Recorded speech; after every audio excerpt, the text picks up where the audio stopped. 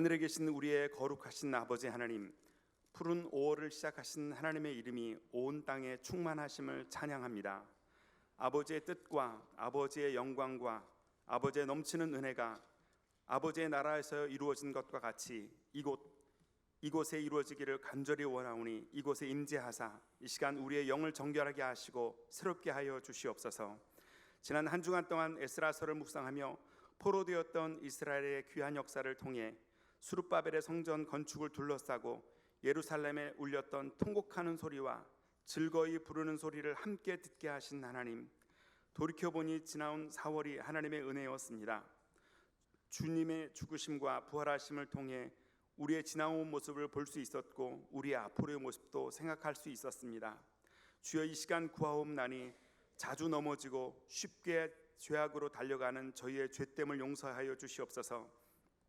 사마리아인들처럼 다른 우상을 마음에 두고 예배하겠다고 나서지 않게 하시옵소서. 주님 보혈 앞에 우리가 우리에게 죄 지은 자를 먼저 용서합니다. 우리 알고 지은 죄와 모르고 지은 죄를 주님께 내려놓사오니 우리의 죄를 용서하여 주시고 다시 시험에 들지 않도록 인도하여 주시옵소서. 5월을 통해 가정을 생각하게 하신 주님, 우리에게 부모님을 섬길 수 있게 하시니 감사합니다. 하나님의 사랑이 멀게 느껴질 때 주님은 부모님을 통해 하나님의 사랑을 아낌없이 가까이 보여주셨습니다. 그러나 주님은 약속에 있는 첫 계명으로 내 부모를 공경하라 하셨지만 우리는 부모님을 제대로 공경하지 못했고 우리의 뜻대로 행하는 일이 많았습니다. 이 시간 우리의 부모님을 축복하여 주시고 위로하여 주시옵소서. 이 땅뿐만 아니라 천국에서 다시 만날 소망으로 다짐하오니 주님이 허락하시는 날까지 강건하고 안전하게 지켜주시옵소서. 주님, 우리에게 부모 되게 하심을 또 감사합니다. 우리의 아이들을 싸움터에 나간 장수의 화살처럼 우리에게 선물로 주셔서 부모님의 마음은 물론 우리를 향한 하나님의 마음도 조금 짐작할 수 있게 하셔서 감사합니다. 그러나 주님은 아비들아 자녀를 노엽게 하지 말고 오직 주의 교훈과 훈계로 양육하라고 하셨는데 저희는 아이들에게 짜증내고 분노하며 본의 아니게 상처를 줄 때가 있었습니다. 주님이 주신 가정이 천국이 되어야 함을 믿사오니 우리로 이 땅에 천국을 살겠다고 다짐하는 이 시간이 되게 하여 주시옵소서. 아멘. 5월은 새 정부가 출범한 지 2년 되는 해입니다. 주님, 저희의 상황이 어렵습니다. 기후는 예측하기 어렵고 경제는 좋지 않고 물가도 계속 오르고 있어서 우리의 삶이 불안합니다. 주님의 도우심이 필요하오니 진심으로 국민의 삶을 돌아보는 정부가 되게 하시고 대통령과 위정자들에게 하나님의 법과 하나님의 방식을 깨닫게 하여 주시옵소서. 이 땅이 거룩한 씨가 되기를 다짐하는 우리 교회를 축복하여 주시옵소서. 세우신 최은영 목사님의 사역에 기름 부어주시고 오늘 준비된 말씀에 은혜를 더하여 주시옵소서. 아멘. 김지웅 목사님과 사역자들을 생각하시며 은혜를 더하여 주시옵소서. 한 몸을 이룬 교회 지체들의 일터를 축복하시고 일용할 양식을 부어주옵소서. 어려운 중에도 좋은 거래처가 늘어나게 하시고 우리로 인해 복을 받는 거래처들이 많아지게 하옵소서. 매출이 늘고 고객이 늘고 순이익이 늘어나게 하여 주시옵소서. 병마와 싸우는 환우들을 위해 기도합니다. 이길 힘을 더하여 주시고 주께서 함께하고 주께서 계심을 확실히 나타내 주시옵소서. 아멘. 연로하신 지체들을 기억하사 주여 구하오니 영육간의 강건함을 주시고 그들의 삶에 하나님의 나라가 임하게 하여 주시옵소서. 아멘. 15일에는 연합체육대회가 있습니다. 행사 위에 함께 하시고 연합과 연대가 어리석은 것처럼 보이는 이 시대에 4개의 교회 운영과 안전한 진행에 성령님 모셔서 함께 하여 주시옵소서. 찬양으로 주 앞에 선 사중복음 성가대를 축복하여 주시고 우리의 찬양이 예배와 가정을 살리고 주님만 높이게 하옵소서. 아브라함과 이삭과 야곱의 하나님이신 여호와께 나라와 권세와 영광이 영원히 있음을 믿습니다. 우리의 여호와이신 하나님께 예수님의 이름으로 기도드립니다. 아멘.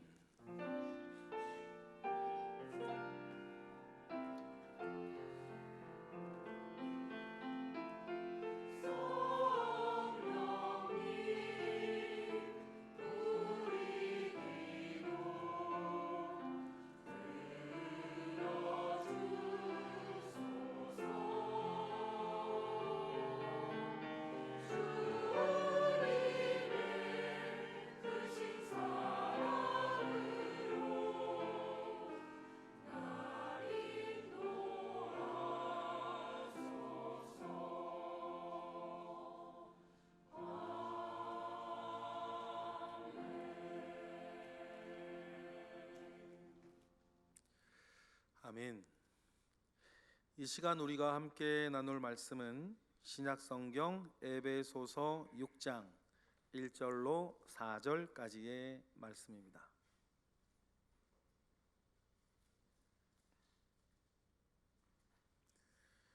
에베소서 6장 1절로 4절까지의 말씀, 우리 다 같이 한 목소리로 합독하겠습니다.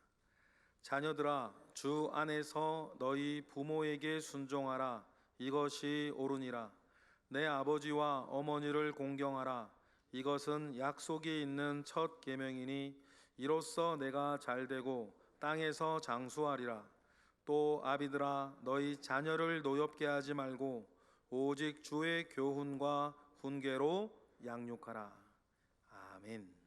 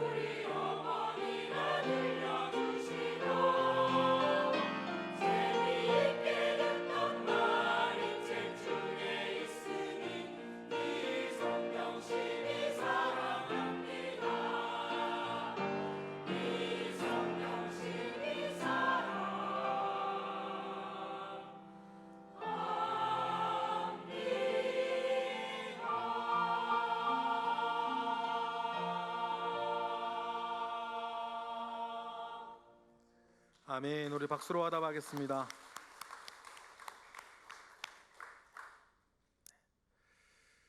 (5월이) 가정의 달이고 또 어린이날, 어버이날 이런 절기들이 지나가는 이때다 보니까 강단의 말씀도 가정에 대한 말씀을 하게 됩니다.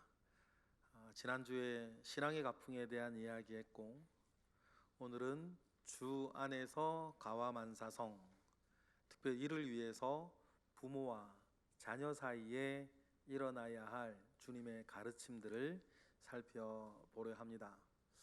먼저 여러분, 주 안에서 가와만사성 이루시는 가정 되시기를 주님의 이름으로 축복합니다. 2013년 즈음엔 가수와 방송인으로 유명한 인기 절정을 누리던 이효리 씨의 결혼식이 장안의 화제가 되었다고 합니다. 유명인의 결혼식이니 세간의 눈길을 끌었겠지만 이 결혼이 호사가의 입에 더 많이 오르내렸던 것은 이효리 씨의 남편 이상순 씨는 잘생기지도 않았고 인기도 많지 않았던 거의 무명에 가까운 음악인이었기 때문입니다. 나중에 시간이 더 흘러서 이효리 씨가 이 결혼을 결심한 이유를 밝힌 인터뷰 기사를 본 적이 있어요. 이렇게 말하더라고요. 돈이나 외모가 아니었고 화목한 가정 분위기 때문이었다. 이렇게 말을 해요. 이효리 씨네 가정은 명절에 모이면 항상 싸움으로 끝나는데 이상순 씨의 가정은 달랐다고 해요. 이상순 씨도 자라면서 부모님이 싸우는 모습을 단 한 번도 본 적이 없다고 이야기할 정도고, 지금도 연로하신 부모님이 손잡고 아침에 조조 할인 영화를 보러 다니실 정도라고 합니다. 이런 화목한 가정에서 자란 사람이라면 내가 평생 믿어도 되겠다 싶어서 결혼까지 결심했다라고 하는 인터뷰를 봤어요. 그만큼 우리나라 사람들은 가정의 화목 참 중요하게 생각합니다. 흔히 가화만사성이라고 합니다. 어떤 사람은 가화만사성을 농담으로 이렇게 말하대요. 집에서 화나면 만사가 성난다. 가화만사성. 물론 농담이지만 여러분 아시다시피 집안이 화목하면 모든 일이 잘 이루어진다는 뜻입니다. 이처럼 우리 민족은 화목한 가정을 모든 일의 근본으로 생각했습니다. 그런데 가만히 생각해 보면 이 일은 한 사람이 노력한다고 되는 일이 아니에요. 온 가족이 함께 노력해 주어야지만 이루어집니다. 그래서 가화할 때, 가화만사성할 때 화자가 서로 합하다라고 하는 뜻의 합할 화자를 쓰기도 합니다. 모두가 함께 노력하지 않으면 결코 이루어질 수 없는 것이 가화고 만사성인 것이죠. 그러니 누구나 행복한 가정을 원합니다. 부모님이 건강하고 행복하기를 원하고, 가족들이 화목하기를 원해요. 형제가 우애 있기를 원하고, 자녀들이 형통하고 잘 되기를 바랍니다. 믿는 이도 마찬가지예요. 교회 다니는 사람들도 마찬가지인데 우리 교회도 마찬가지인 것 같아요. 우리 교회에는 상반기에 3번 특별 새벽 기도회를 해요. 신년 특별 새벽 기도회가 있고, 자녀들을 위한 특별 새벽 기도회가 있고, 고난주간 특별 새벽 기도회가 있는데, 그 중에서 출석률이 제일 좋은 게 뭔지 아세요? 자녀들을 위한 특세예요. 올해도 사무실에서 보고를 받는데 고난주간 특세에 자녀들을 위한 특세보다 사람들 훨씬 적게 모였다, 그런 이야기를 들으면서 우리의 방향이 뭔가 잘못된 것 같다, 그런 생각도, 제가 남의 얘기하는 게 아니에요, 여러분. 그만큼 여러분 우리가 가족들과 가정에 관심이 크고 많다는 거죠. 그렇다면 여러분, 우리가 가화만사성을 이룰 만한 실천적인 가르침을 성경에서 우리가 찾아보고 그 일을 내 것으로 삼고 도전해 보아야 되는데, 오늘 말씀이 그 중에 일부예요. 먼저 가화만사성은 혼자 할 수 있는 일은 아니라 그랬고, 일단 우리가 자녀가 해야 될 일들이 있는데, 오늘 말씀 보실까요? 에베소서 6장 1절. 먼저 자녀들에게 주시는 하나님의 말씀입니다. 함께 읽어보겠습니다. 시작. 자녀들아, 주 안에서 너희 부모에게 순종하라. 이것이 옳으니라. 부모에게 순종하래요. 그런데 무조건은 아니에요. 주 안에서.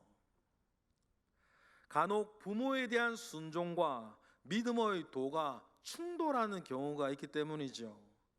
특히 믿지 않는 부모나 아니면 믿는 부모라 하더라도 시험에 들었을 때입니다. 지난주에 말씀드렸던 고라의 자손들이 좋은 예일 거예요. 부모에게 순종하고 힘이 되어 드리는 것이 당연하지만 부모가 하나님을 거역하고 악을 행하려 할 때에 부모에게 순종한다고 그 악행에 동참해서는 안 되는 거니까 말이에요. 그래서 부모에게 무조건 순종하라는 것이 아니라 주 안에서 순종하라고 합니다. 여러분, 이것이 결국에는 부모와 자녀 모두에게 복이 될 거예요. 여러분, 가와만사성을 이루려면 자녀에게 당부하는 가르침이 주 안에서라고 하는 울타리 안에서 주어지는 것처럼 다른 가르침들도 마찬가지 주 안에서 이루어지는 일입니다. 그렇다면 여러분, 우리가 다른 걸 먼저 살펴보기 전에 주 안에서라고 하는 말이 무슨 뜻일까? 이 정확한 의미를 우리가 알아야겠죠. 우리 말씀 한번 찾아볼 텐데요. 마가복음 10장 29절부터예요. 마가복음 10장 29절의 내용들을 보면 주 안에서라고 하는 말씀이 무슨 뜻인지 가장 정확하게 우리에게 보여주고 있어요. 마가복음 10장 29절부터 30절까지 우리 한번 다 같이 읽어보겠습니다. 시작. 예수께서 이르시되 내가 진실로 너희에게 이르노니 나와 복음을 위하여 집이나 형제나 자매나 어머니나 아버지나 자식이나 전토를 벌인 자는 현세에 있어 집과 형제와 자매와 어머니와 자식과 전토를 100배나 받되 핍박을 겸하여 받고 내세에 영생을 얻지 못할 자가 없느니라. 여러분, 이 말씀이 주 안에서라고 하는 말이 무슨 말인지 우리에게 가장 잘 알려주는 구절이에요. 먼저 예수님은 예수님과 복음을 위해서 모든 것을 버릴 수 있어야 한다고 말씀하십니다. 버려야 할 목록에는 재산은 물론이고 형제, 자매, 심지어 부모와 자식까지 들어 있습니다. 만약에 이것만은 포기할 수 없다고 생각하는 것이 있다면 그것이 무엇이든지 간에 그것은 주밖에 있는 거예요. 다른 건 다 좋은데 사랑만은 안 된다고 한다면 그것은 주밖에 있는 사랑입니다. 다른 것은 다 버릴 수 있는데 내 꿈만은 안 된다고 한다면 그 꿈은 주밖에 있는 꿈이에요. 같은 맥락에서 다른 것은 몰라도 가족만은 안 된다고 말한다면 그 사람에게 가족은 주 밖에 있는 것이에요. 주 안에 있다는 것은 주님과 주님의 복음을 위해서 내려놓을 수 있다는 것, 맡길 수 있다는 뜻입니다. 못하겠으면 그것은 우상이에요. 아무리 좋은 것이라 할지라도 우상이 되어서는 안 됩니다. 이상하게 들리겠지만 제 다음 말을 여러분 잘 생각해 보세요. 심지어는 어떤 목사에게는 목회가 우상이에요. 어떤 교우에게는 교회가 우상이에요. 얼핏 신앙적인 것 같지만 주 밖에 목회가 있어서는 안 되는 거 아닙니까? 무엇보다 교회가 소중하지만 주 밖에 교회가 있으면 안 되는 거예요. 그것은 우상입니다. 목회라고 하는 우상, 교회라고 하는 우상. 우리 주님과 복음을 위해서라면 포기할 수도 있고 내려놓을 수도 있고 맡길 수도 있고 버릴 수도 있는 것, 이 네 가지 다 같은 말이거든요. 그것이 뭐라고요? 주 안에 있다는 거예요. 여러분, 여러분의 모든 것이 주 안에 있기를 바랍니다. 한편 주님은 위의 말씀에서 우리에게 버리는 믿음만 말씀하시는 것은 아니에요. 믿음으로 주 안에서 버리면 주님은 그것을 그냥 내버려 두지 않고 무려 100배로 돌려주시겠대요. 돈이나 재산은 100배로 돌려주겠다는 것을 초등학교 수준에서라도 우리가 이해할 수 있고 이해하기가 쉬운데 아버지와 어머니와 자식도 100배로 돌려주겠다? 이게 무슨 말일까요? 아버지 100명, 어머니 100명, 뭐 자식 100명 이런 뜻은 아닐 거 아니에요. 그러면 여러분 100배로 돌려주시겠다라고 하는 이 말이 무슨 뜻일까? 여러분, 이는 우리가 주 안에서 되찾게 된 가족을 말해요. 나는 주 안에서 버렸고 내가 버린 그것을 주님이 다시 되찾게 해준 것. 주 안에서 다시 만난 가족. 주 안에 있는 가족이 진짜 가족이라는 뜻이에요. 혈연으로 이어진 것 이상의 믿음으로 단단하게 이어진 회복된 아버지가 있습니다. 그렇습니까? 믿음 안에서 회복된 어머니가 있어요.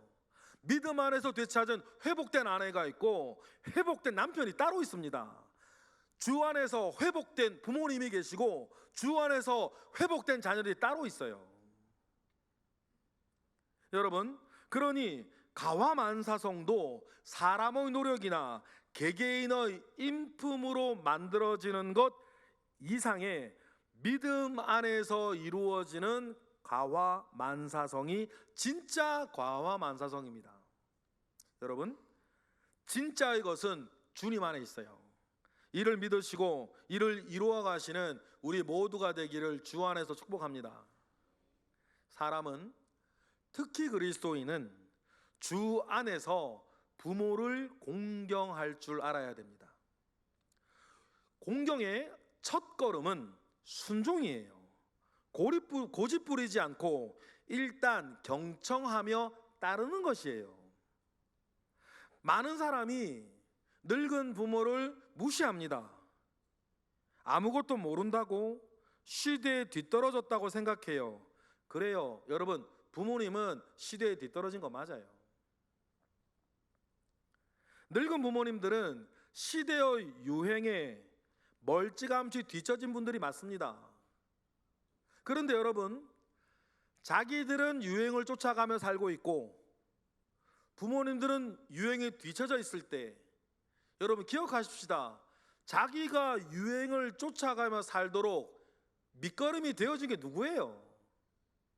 그래 놓고서는 부모를 이야기할 때에 아무것도 모른다고, 시대에 뒤처졌다고, 엄마 아빠가 뭘 아냐고 말을 한다면 그건 정말 바보 같은 사람이에요.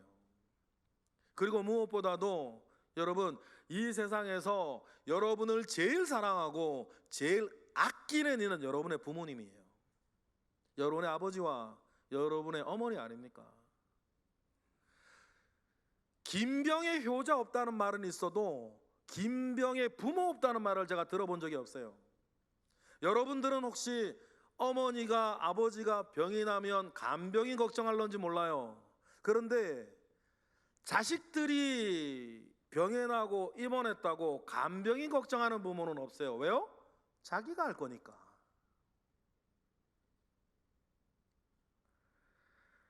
부모님은 그런 분들이시단 말이에요. 그런데 유행을 따라가지 못한다는 것이 그들의 경험과 지혜를 싸그리, 사랑을 싸그리 무시하는 것으로 이어진다면 그 사람이야말로 정말 바보 같은 사람이에요. 여러분 꼭 기억하십시다. 우리 모두에게 부모님은 평가의 대상이 아니라 공경의 대상이다. 왜요? 라고 저한테 물으신다면 저는 확신 있게 말씀드릴 수 있어요. 하나님께서 그렇게 정하셨다. 그러면 끝나는 건 아닙니까? 하나님께서 그렇게 정하셨어요. 어떤 의미에서든 어떤 요소로든 여러분의 부모님은 평가의 대상이 아니라 공경의 대상입니다. 그리고 부모 공경의 첫걸음은 순종이에요. 그리고 이에는 하나님의 약속도 있습니다. 우리 에베소서 말씀으로 다시 돌아가 보실까요? 에베소서 6장 2절 3절. 부모 공경에 대한 이 하나님의 약속에는 특별한 은총이 아니라 일반적인, 다른 말로 당연한 은총도 있습니다. 우리 2절 3절 읽어보겠습니다. 다 같이 시작. 내 아버지와 어머니를 공경하라. 이것은 약속 있는 첫 계명이니 이로써 내가 잘되고 땅에서 장수할 것이다. 그러나 현대 사회에서는 이 부모가 있어야 할 자리에 자녀들이 올라가 있는 것 같아요. 그래서 마치 자녀들이 우상처럼 떠받들어지고 있는 시대.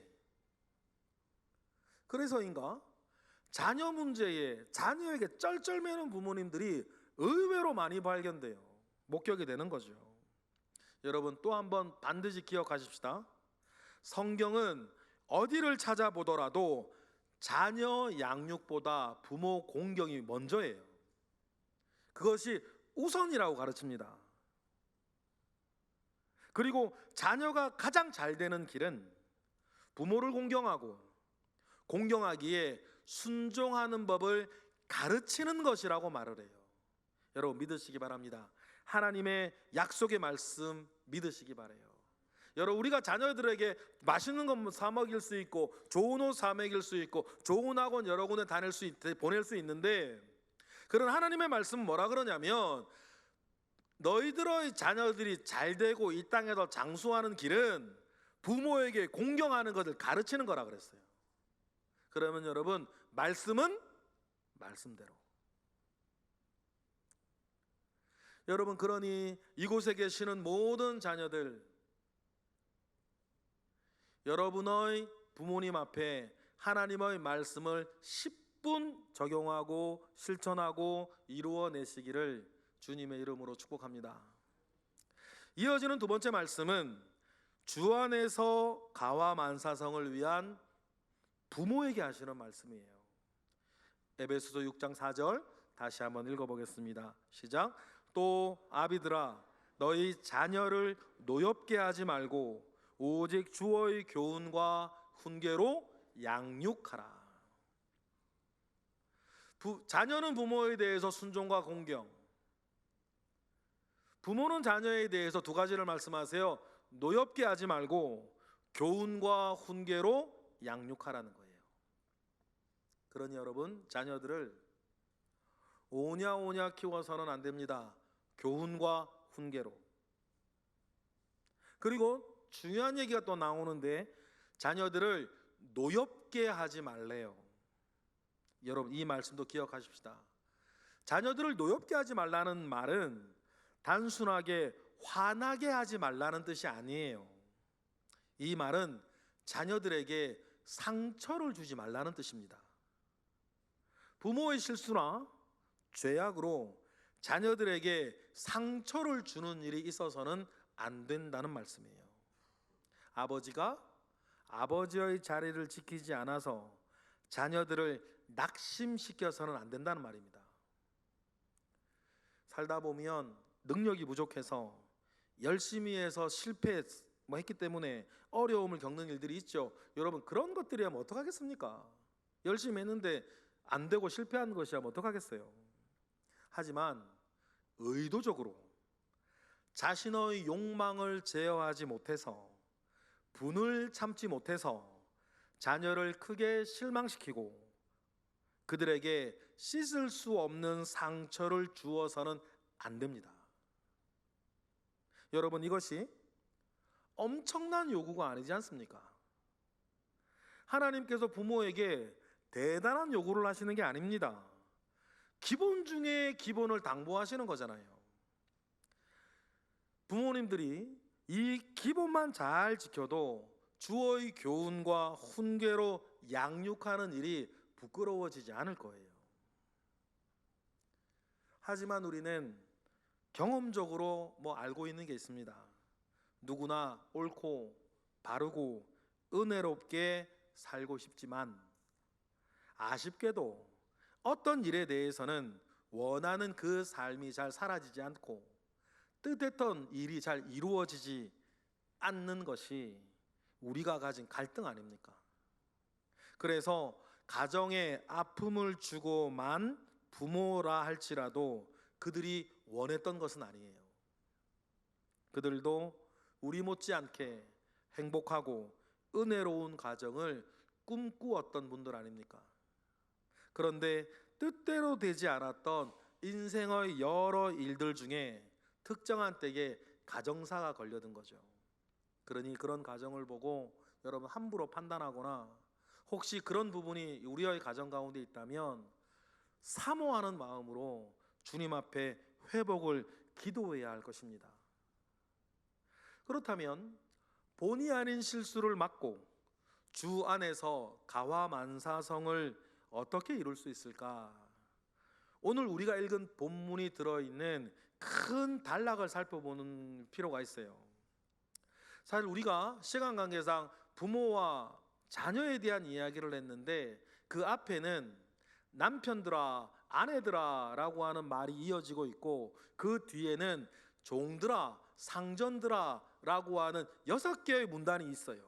그런데 이 6개의 문단을 시작하기 직전에 이 말들이 참이 되어지기 위해서 이 6개의 문단들을 이끌고 있는 대원칙이 있는데 그것이 뭐냐면 에베소서 5장 15, 16절이에요. 그러니까 남편들아, 아내들아, 부모들아, 자녀들아, 상전들아, 종들아, 이 6개 단락을 이끌고 있는 대원칙이 에베소서 5장 15, 16절인데 그 내용이 뭔지 우리 한번 읽어보겠습니다. 다 같이 시작. 그런즉 너희가 어떻게 행할지를 자세히 주의하여 지혜 없는 자같이 하지 말고 오직 지혜 있는 자같이 하여 세월을 아끼라. 때가 악하니라.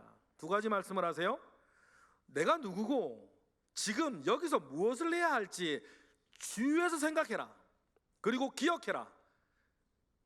우리를 둘러싸고 있는 시대가 악하다는 것을 기억해라.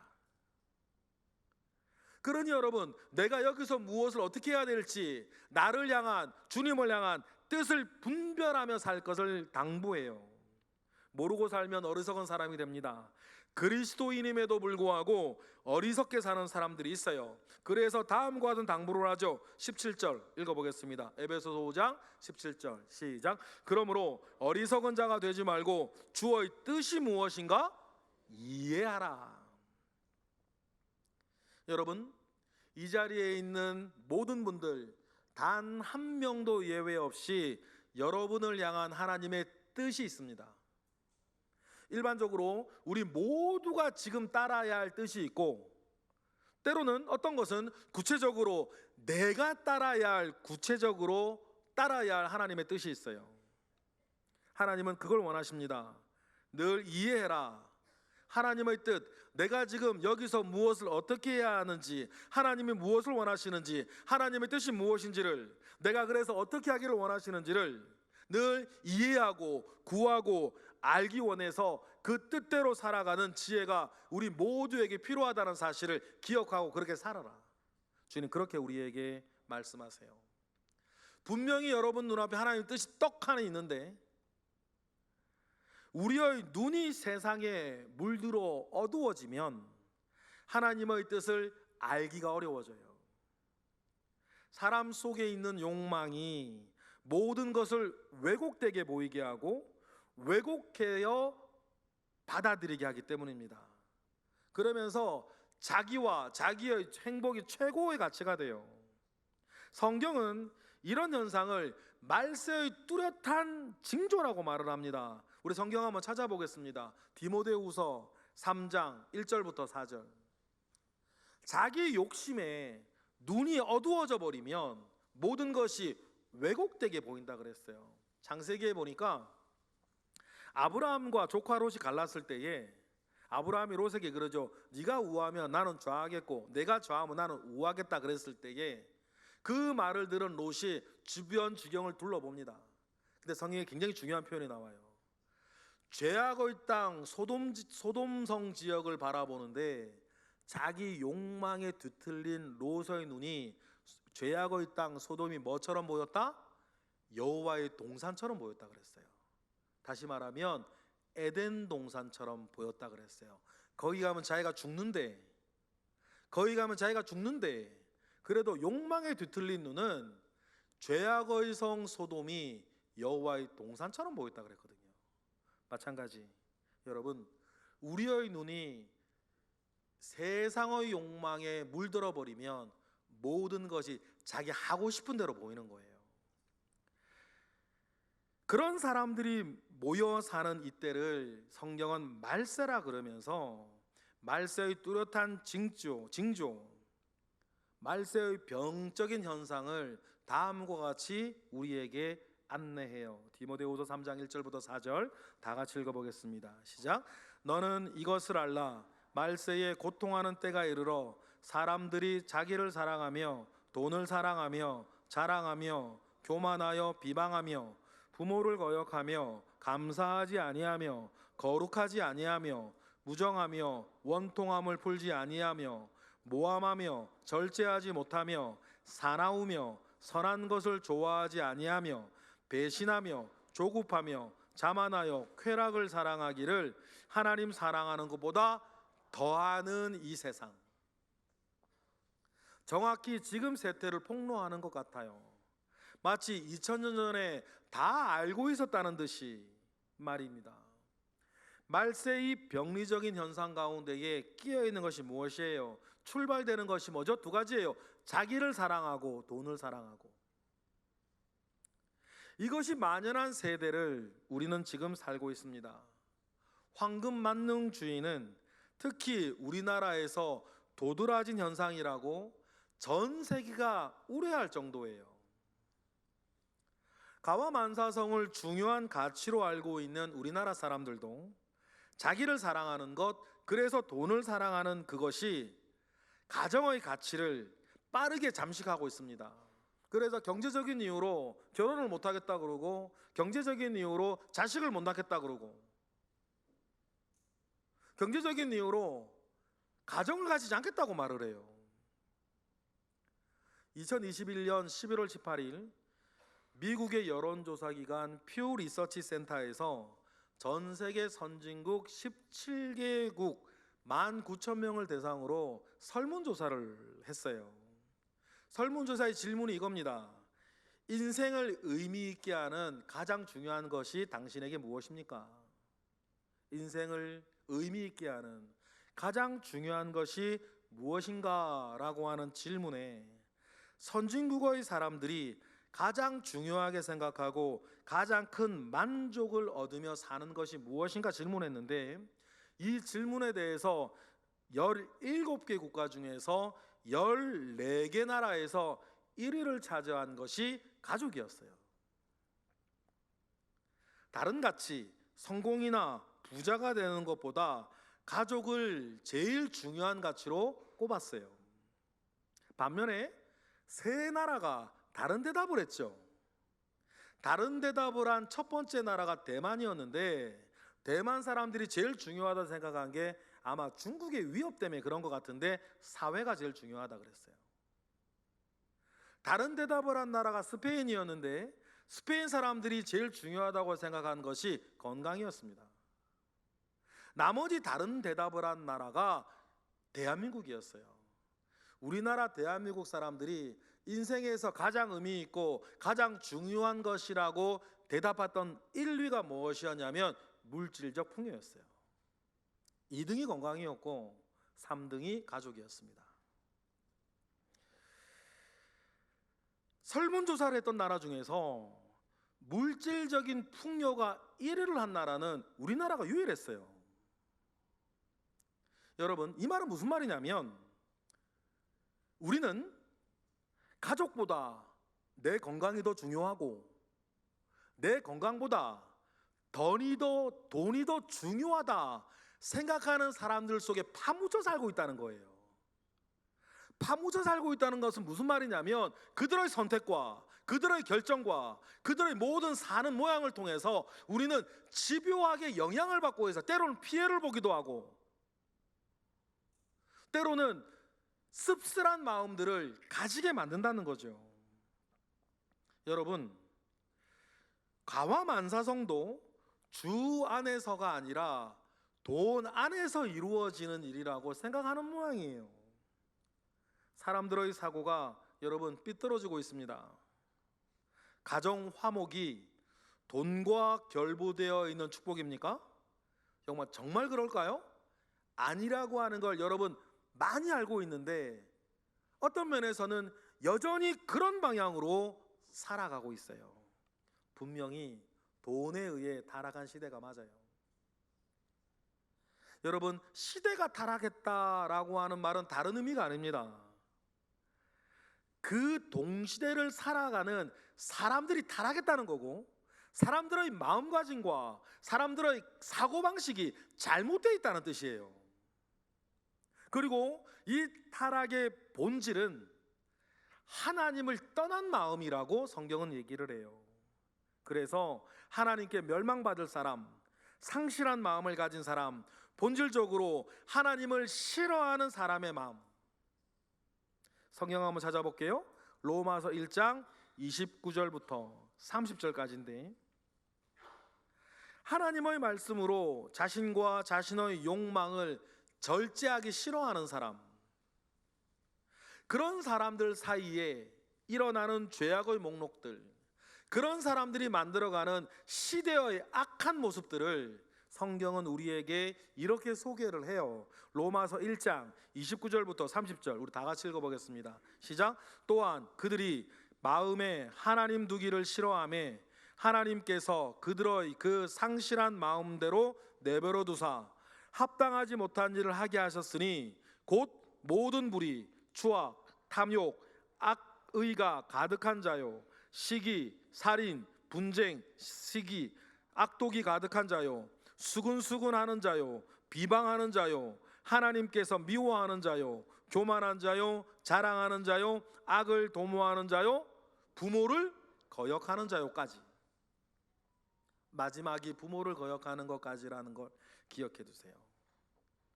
이런 시대를 만들어 간다는 거죠. 이런 자들에 대한 하나님의 판결은 단호합니다. 그런데도 자기를 굽히질 않아요. 이어지는 말씀 보실까요? 로마서 1장 32절 다 같이 시작. 그들이 이 같은 일을 행하는 자는 사형에 해당한다고 하나님께서 정하심을 알고도 자기들만 행할 뿐 아니라 또한 그런 일을 행하는 자들을 옳다 하느니라. 딱 우리 시대 아닙니까 지금? 말씀은 사형에 해당한다고 말을 하는데, 그럼에도 아랑곳하지 않고 자유니 인권이니 내 행복이니 하고 자기 뜻을 꺾질 않아요. 여러분, 사람들의 마음이 이렇게 변질해가는 원인을 성경은 분명히 우리에게 알려줘요. 뭐라 그럽니까? 마음에 하나님 두기를 싫어하기 때문이다. 그 마음이 뿌리가 되어 부모를 거역하고 자녀를 학대하고 가정을 무너뜨리는 일도 자기 욕망과 결부되어지면 서슴지 않고 하는 거예요. 그렇다면 여러분, 현대 사회에서 일어나는 모든 가정 문제는 윤리 도덕적인 문제 이전에 영적인 문제라는 것을 아셔야 돼요. 마음에 하나님 두기를 싫어하고 하나님의 말씀대로 살아가는 것을 거북하게 불편하게 생각하는 그것에서부터 모든 것들이 일어나고 있다는 것을 기억하셔야 됩니다. 여러분, 오늘 말씀을 통해서 가족을 대하는 태도, 가정을 대하는 태도, 부모님이나 자녀를 대하는 우리의 태도가 바뀌기를 바랍니다. 온전하여지기를 바라요. 가족들을 무시하고 방관하고 가정을 깨고 상처를 주는 것은 윤리적인 문제이기 이전에 영적인 문제다. 말씀을 한번 찾아보겠습니다. 디모데전서 5장 8절. 성경은 어디를 찾아보아도 이 원칙을 분명하게 해요. 디모데전서 5장 8절 우리 다 같이 한 목소리로 읽어보겠습니다. 시작. 누구든지 자기 친족 특히 가족들을 돌아보지 아니하면 믿음을 배반한 자요 불신자보다 더 악한 자니라. 누구나 그래요. 늙은 부모님 상대하는 것보다 친구들 상대하고 노는 게 훨씬 재밌습니다. 그런데 모든 영적인 문제라 그랬어요. 여러분, 늙은 부모님은 여러분들에게 실효적인 도움이 안 됩니다. 그건 맞아요. 함께 있으면 재밌지도 않아요. 그건 맞습니다. 저도 알아요. 그런데 여러분, 그런 게 중요하지 않아요. 하나님께서 우리에게 말씀하시는 바가 뭐냐면, 함께 있으면 재미지도 않고 세상적으로 나에게 도움이 되지 않지만 하나님이 우리에게 정하신 법도는 그 부모에게 자라라는 거예요. 그게 첫째 되는 계명이라 우리에게 말씀해 주시고 정해 주셨으면 여러분, 부모님께 잘해야 되는 거예요. 그렇지 하지 아니하면 불신자보다 더 악한 문제라, 악한 사람들이라 말할 정도입니다. 그렇다면 여러분, 효는 윤리의 문제 이전에 영적인 문제예요. 가족을 돌보고 가정을 가꾸어 나가는 것이 우리의 막중한 책임입니다. 모성애나 가족애가 아니라 하나님에 대한 사랑과 순종의 마음으로 반드시 행하여져야 할 영적인 문제예요. 이 사실을 분명히 깨닫고 예수 안에서 여러분의 가정을 더 아름답게, 더 행복하게 가꾸어 가시는 우리 모두가 되기를 주 안에서 축원합니다. 이것이 주 안에서 가와만사성 아니겠습니까? 끝으로 한 가지 말씀만 드리고 말씀을 마치겠습니다. 제 사무실에 키우기 어렵다는 동양란 하나가 있습니다. 입당할 때 받은 선물인데 좋은 선물을 받고도 부담스러웠어요. 이거 죽이면 어떡하지? 알아보니까 물을 많이 줘도 안 되고 물을 적게 줘도 안 되고 햇볕을 많이 쐬도 안 되고 안 쐬도 안 되고 뭐 어떡하라고 그러면. 그렇지만 귀한 거 선물 받았으니까 죽이지 않고 키워보겠다고 마음먹었어요. 그래서 인터넷에 공부해서 이래저래 배우기도 했죠. 때에 맞춰 물도 주고 바람도 씌워주고 했습니다. 그러자 난도 죽지 않고 나름대로 잘 키워져 갔어요. 때에 따라 적절한 관심과 사랑을 주는 것이 난 키우는 데는 제일 중요한 요소더라고요. 작년 봄이었어요. 겨우내 사무실에 갇혀 신선한 바람 한번 쐬지 못한 난을 2층 테라스에 잠시 옮겨두었습니다. 그리고 깜빡하고 3일이 지났어요. 그 사이에 햇빛이 강하게 내리쬐었다는 것도 생각났습니다. 허겁지겁 테라스에 내려가 보니 아느나 다를까 이파리가 다 노랗게 변했네. 그러다 곧 갈색으로 변하더라고요. 그래서 가위로 갈색으로 변한 놈을 잘라가며 살려보려고 애를 썼어요. 그러니까 짚어먹은 것처럼 여기저기 구멍도 나고 모양이 예전 같지 않은 거죠. 완전히 죽은 것은 아니지만 순간의 실수가 지난 몇 년 동안 들인 공을 완전히 망쳐버린 거예요. 제가 작년에 여기까지 말씀드렸거든요. 1년 뒤에 어떻게 됐을까요? 완전히 죽어버렸어요. 살았으면 간증이 될 텐데 완전히 죽어가지고 지금 밑둥만 남아 있어요. 한순간의 실수가 그간 수년의 수고를 완전히 망쳐버린 거예요. 제가 난을 키우면서 제가 느낀 게 하나 있어요. 교회와 가정이 이 난 같다는 거였고, 잘하다가도 한 번의 실수로 망쳐버릴 수가 있어요. 가정은 참 아름답고 복된 것인데 한편으론 참 연약해요. 가족 중에 누구 하나라도 딴 마음을 먹어버리면 이게 산으로 가더라니까, 가정이. 교회도 그런 모습이 있거든요.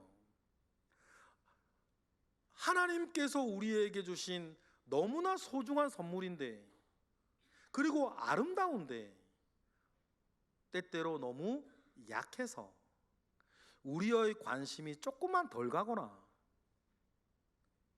우리의 사랑이 조금만 덜 가면 금방 시들시들 죽어가고 망쳐지는 것이 여러분 이 난 같은 가정 같아요. 그러니 여러분, 방심하지 맙시다. 나는 죽어도 그만입니다. 원하면 다시 사오면 되지 않습니까? 그러나 가정은 그렇지 않잖아요. 가정은 한번 망가지면 되살리는 게 너무 어려워요. 너무 오래 걸린단 말이에요. 그러니 여러분, 주 안에서 가정을 잘 가꾸어 영적으로나 육적으로나 가화 만사성을 이루어 가시는 우리 모두가 되기를 바랍니다. 가정은 난하고 똑같아요. 지속적으로 사랑과 관심을 때에 따라 적절하게, 저처럼 깜빡하시면 안 돼요. 그렇게 늘 부어주셔야 되는 거죠. 그래서 가정을 잘 가꾸어서 주 안에서 가와 만사성 이루어 가시기를 바랍니다.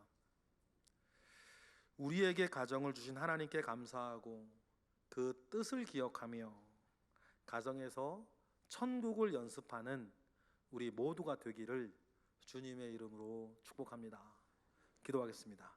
할렐루야. 하나님, 감사와 영광을 올려드립니다.